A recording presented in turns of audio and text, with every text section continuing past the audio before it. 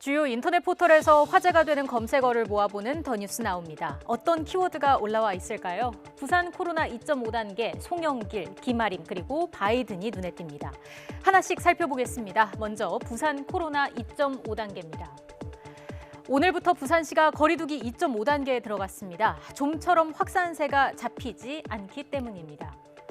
앞서 부산시는 지난 1일부터 2주 동안 거리두기를 2단계로 격상해서 시행했죠.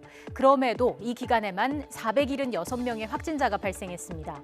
이는 부산시 전체 확진자 숫자의 37%에 달합니다. 부산의 심각성은 인구 10만 명당 발생률로도 확인할 수 있습니다. 지난달까지만 해도 전국 11위였지만 이달 들어서 5위까지 올라갔습니다.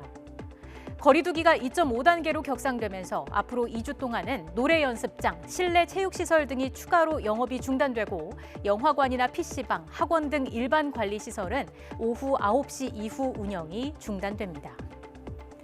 다음 검색어 보시겠습니다. 조금 전에 보신 것처럼 상대적으로 높은 연령대에서 민주당 송영길 의원을 검색한 사람이 많았습니다. 유난히 구설수가 많았던 이번 필리버스터, 막판에는 대북전단 살포 금지법을 두고 이어진 토론에서 송영길 의원의 발언이 도마 위에 올랐습니다. 함께 들어보시죠. 자기들은 5천 개가 넘는 핵무기를 가지고 어떻게 북한, 이란에 대해서 핵을 가지지 말라고 강요할 수가 있습니까? 물론 이어서 NPT, 핵 확산 금지 조약이 긍정적인 기능을 해왔다며 필요하다고 강조했는데요. 하지만 미국 바이든 행정부의 출범을 앞둔 민감한 시기, 북한의 핵 개발을 두둔하는 듯한 뉘앙스의 발언 때문에 논란이 커졌습니다. 특히 송 의원이 국회 외교통일위원장이라는 점에서 야당의 반발이 컸습니다. 김혜령 대변인은 구두 논평을 통해 묻지도 따지지도 않고 북한의 입장을 이해하자는 그릇된 아량이다. 또 북한의 도발 행위에 면죄부를 주는 꼴이라고 주장했습니다.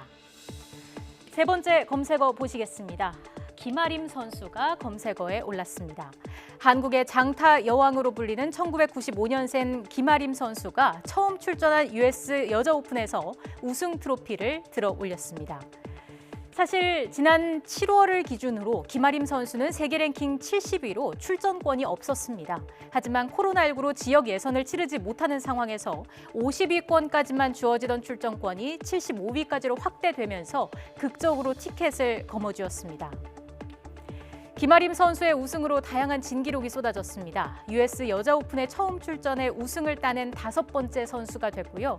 또 최종 라운드에서 5타차를 극복하고 우승한 건 역대 7번째이자 25년 만이었습니다.